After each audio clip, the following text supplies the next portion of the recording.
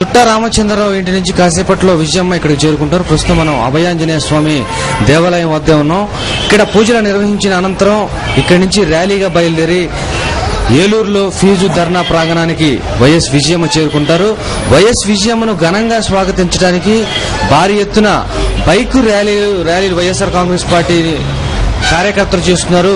ఏలూరు నుంచి దాదాపుగా వందలాది మంది కార్యకర్తలు ఇప్పుడే బైకులతో వాహనాలతో వైఎస్ విజయమ్మకు ఎదురుగా రావడానికి ఆవిడని ఘనంగా స్వాగతించడానికి వస్తున్నారు. ఇక్కడి నుంచి జిల్లా సరిహద్దు ప్రాంతం, ఇక్కడి నుంచి కాస్త ముందుకెళ్తే జిల్లా సరిహద్దు ప్రాంతం, అక్కడ కూడా భారీ ఎత్తున వైఎస్ఆర్ కాంగ్రెస్ పార్టీ అదేవిధంగా ఫీజు రియంబర్స్మెంట్ రాని చాలా మంది విద్యార్థులు ఈరోజు బాధపడుతున్న విద్యార్థులందరూ వైఎస్ విజయమ్మను స్వాగతించడానికి పశ్చిమ గోదావరి కృష్ణా జిల్లా సరిహద్దులో వేచి చూస్తున్నట్టుగా మనకు సమాచారం అవుతుంది. ఇప్పటికే దీక్షా ప్రాంగణం వద్ద కూడా వేలాది మంది అభిమానులు అదేవిధంగా వేలాది మంది విద్యార్థులు ఫీజు రియంబర్స్మెంట్ దీక్షా ప్రాంగణం వద్ద ఉన్నట్టుగా మనకు తెలుస్తుంది.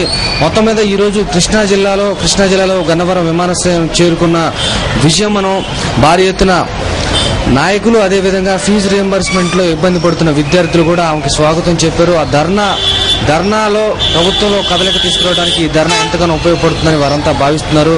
ఆ తర్వాత దుట్టా రామచంద్రరావు నివాసం చేరుకున్న తర్వాత కూడా చాలా పెద్ద ఎత్తున విద్యార్థులు వచ్చి ఆవిడ ధర్నాకు సంఘీభావం తెలవడానికి వచ్చినట్టుగా తెలుస్తుంది. మరి కాసేపట్లో అభయాంజనేయ స్వామి దేవాలయానికి వస్తారు. మొత్తం మీద కృష్ణా జిల్లాలో ఉండగానే నాయకులు కూడా చాలా మంది ఆయన కలిశారు. TDP rebel MLA Kodali Nani కూడా ఆవిడని కాసేపటి క్రితమే కలిశారు. వంగవీటి రాధాతో వచ్చి కలిసి వెళ్ళినట్టుగా మనకు తెలుస్తుంది. చాలా మంది ఇతర జిల్లాల నేతలు కూడా వచ్చారు.